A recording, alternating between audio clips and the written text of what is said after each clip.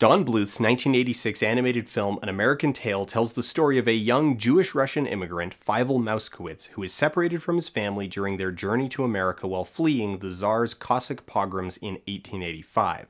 The film explores corrosive and false mid-century reactionary versions of the American myth that painted late 19th century America as gladly welcoming all immigrants.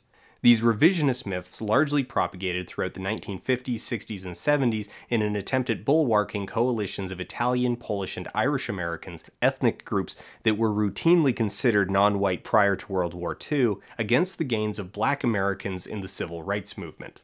The newly Bowdlerized version of American history played up the contemporary positives of the period, essentially taking Emma Lazarus's sonnet, The New Colossus, give me your tired, your poor, your huddled masses yearning to breathe free, and treating it as the popular consensus of late 19th century America, and not an equally radical statement then as it is now, opposed as it was by a substantial nativist movement. An American Tail plays with these revisionist myths by having the Irish, Russian, and Sicilian immigrant mice repeat the myth on the boat ride from America, there are no cats in America, and the streets are paved with cheese.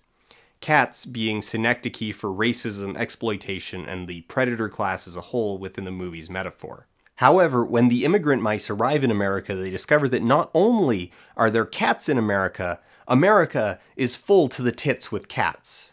The mid-century myth is contrasted with the reality that immigrants arrived to America to discover the predator class intact, ready to enforce societal stratification along racial and ethnic lines by whatever means necessary. In this regard, An American Tail is simply repeating the same lesson learned in Dick Whittington and His Cat when it was London's streets that were said to be paved with gold. Sir Whittington arriving in London to find not gold, literal or metaphorical, but grime, poverty, and cholera.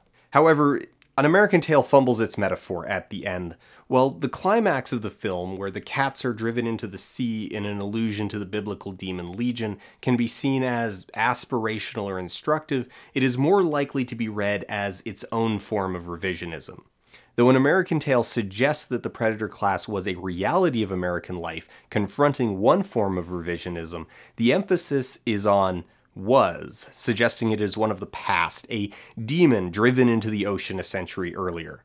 In succumbing to the necessity of a happy ending, An American Tail succumbs as well to white post-racial fantasies common following the passing of the Civil Rights Act.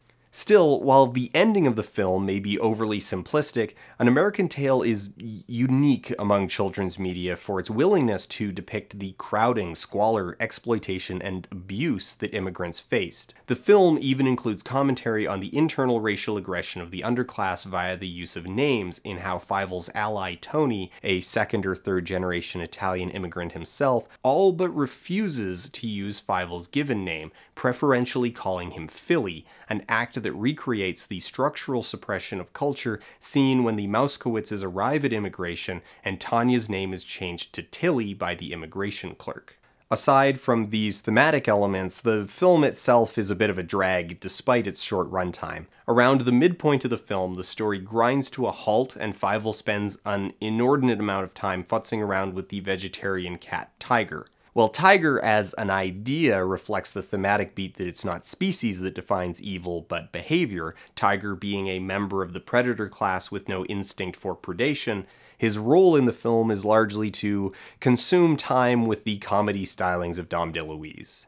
On the whole, though, as with much of Don Bluth's work in the 1980s, An American Tail is a flawed but unique and valuable piece of children's media, confronting a young audience with difficult, often complex ideas, emotions, and realities.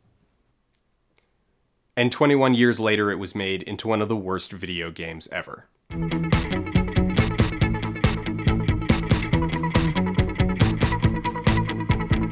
Developed by Data Design Interactive and published by Blast Entertainment, An American Tail was released for the PlayStation 2 in 2007, and it is one of the worst retail games I have ever encountered. Fievel Mouskowitz returns. 6 huge missions. Steer Fievel inside a bubble, hitch a ride on the back of a pigeon, and escape from the cats aboard a roller skate. 4 bonus levels. Relive the movie! See the thrilling story unfold through classic clips from the animated movie.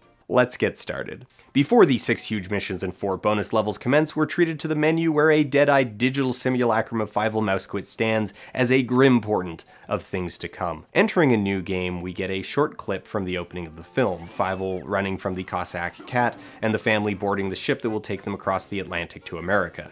How then will they translate this into a game? It's Super Monkey Ball. It's Super Monkey Ball on a pirate ship. Fievel is in a soap bubble, and it's Super Monkey Ball on a pirate ship. 21 years after the movie went to theaters, some dudes turned it into a video game, and it's Super Monkey Ball on a pirate ship. There's not really a blow-by-blow to be had because there's just not that much to the level. There's only 2 rooms, neither is very complex, they're just prolonged by the atrocious controls, making it simultaneously insultingly easy and comically difficult. After reaching the cheese in the second room, the player gets another short movie clip, and Fievel gets to move his soap bubble onwards to the first bonus level, which is more Super Monkey Ball. This is actually optional anyway, you can just skip it from the menu, but if you do decide to try and complete it because you hate yourself, buckle up because it is both far more difficult and complex than the previous level. Fievel needs to collect 3 cheeses that are scattered around a huge puzzle room, and in the process of getting them, you'll get to enjoy such thrilling moments as Thing You Can't See that knocks you off, swinging barrels that utterly ruin the camera controls, a weird push maze that you need to reassemble after decoding the bizarre visual instructions, ever-present wind and boat noises, and falling into the water over and over and over and over and over again. I can't overstate just how awful these barrels are. Like, you can't, just, come on, I get the feeling that they were just working on levels in a linear order and then realized that the second level was impossible for their target demographic, so rather than change anything, they just called it a bonus level and made it skippable. In fact, on that note, all the other bonus levels are not just easier than this one, they are substantially easier than everything else in the game. The second proper level is a flight sim, where Fievel rides on the back of Henri the Pigeon, and the player must navigate the 2 of them through the busy New York harbor until Fievel is safely delivered to the cheese floating over a pirate ship. Well, it sounds easy enough, but here's the catch. Henri has a stamina bar that depletes comically fast, so every few seconds the player needs to fly through floating bird seed to refill the stamina bar. Colliding with water, geese, or any obstacles will also take off a huge chunk of stamina. There's actually several stretches where birdseed restores less stamina than it takes to fly between them, meaning that in addition to the obvious reactive challenges of the level, there's also the strategic challenge in that you're simultaneously fighting entropy. Henri controls so poorly that it's impossible to get all the seed, and the seed you can get is barely enough to get through to the end of the level. And don't go thinking that if you miss some seed you can just loop back and get it. Even trying is going to consume far more stamina than you'll get, so you're just dooming yourself to a slow loss even if you fly the rest of the level perfectly. And if you hit something, you're pretty much done. Not only is the stamina cost just as much of a slow death as poor flying, there's a pretty good chance that you'll just get stuck to or inside of whatever you hit. And I should point out that you don't really steer per se. There's an ever-present lag between input and reaction, so for the most part you're not steering as much as you're gently tapping the D-pad to make micro corrections to your course. The cherry on top of all that is that the level is so poorly designed and the engine so poorly optimized that gameplay actually slows down and gets less responsive as more and more assets are loaded.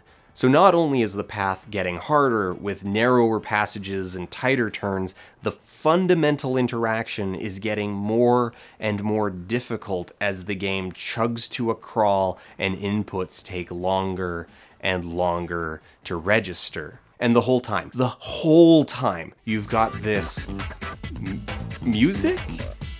Is this music?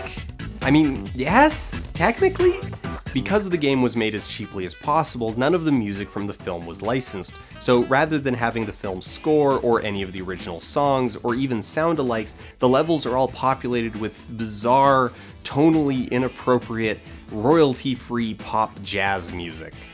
It gets old really fast.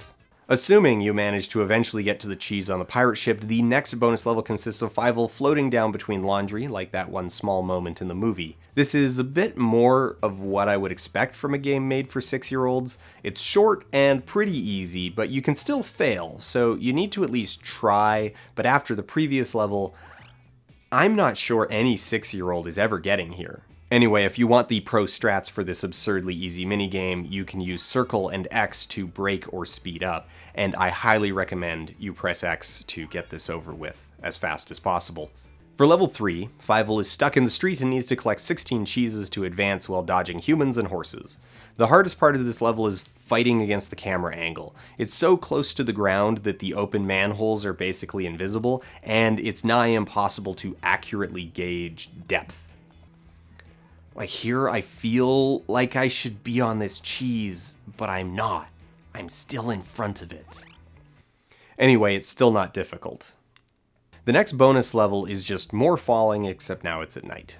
Between levels, we get one more short movie clip that provides no story context whatsoever, but it's kinda relevant because we're about to head into a sewer. Level 4 is actually level 4-1. See, both this level and the next one take place in the sewers, but rather than just calling them levels 4 and 5, someone decided they should be called 4-1 and 4-2, so that the final level would be 5? But the back of the box says 6 levels because even if you hyphenate 2 of them, they're still distinct levels, so why not just call them 4 and 5? This game is a glimpse into madness. So for level 4-1, Fievel needs to ghost behind Warren T. Rat's accountant, Digit. It's the exact same idea as the stalking missions in Assassin's Creed, a game that incidentally came out a few months before this one, except, you know, bad. The added user interface objects showing if you're too close or too far somehow manage to look out of place in a game where nothing actually looks like it belongs. Just like almost everything else in the game, it's not actually very hard, but the unresponsive controls and frequent abrupt failures make it feel far more difficult than it really is. If you do decide to try this game out, I'll save you a lot of headache and let you know that Fievel has a double jump that's critical to beating the level. There's obstacles that are impossible to clear without it. Also, don't waste time trying to balance on pipes. Fievel is just going to fall off. You can get past just about every barrier by running up the slope of the wall and then jumping over it.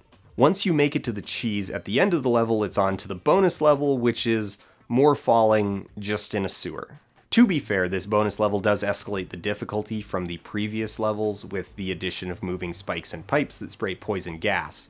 You actually need to use the brakes and acceleration strategically to avoid damage, but there's also a lot of bonus health available, so it's still pretty forgiving.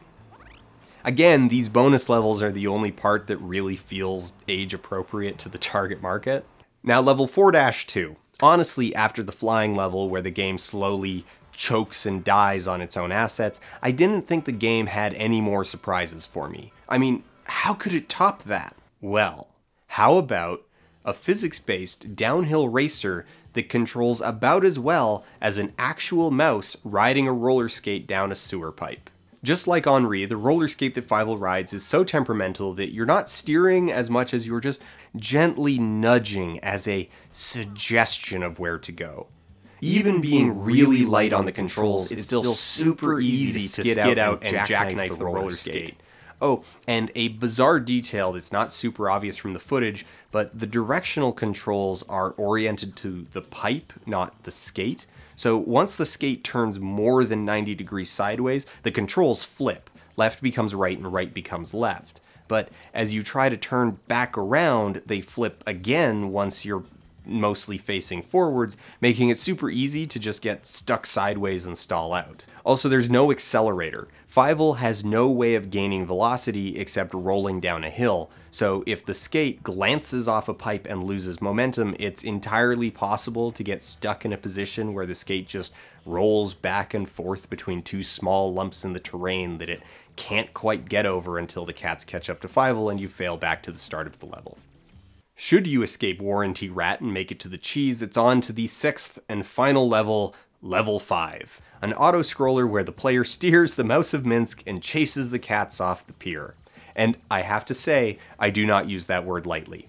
The Mouse of Minsk may not steer well, but compared to Henri and the roller skate, it does steer. So if you avoid enough boxes and don't tip over or fall in the water, what do you get? Congratulations! Fievel has saved New York from the cats and been reunited with his family. Maybe finally they can settle down and enjoy their new life in America.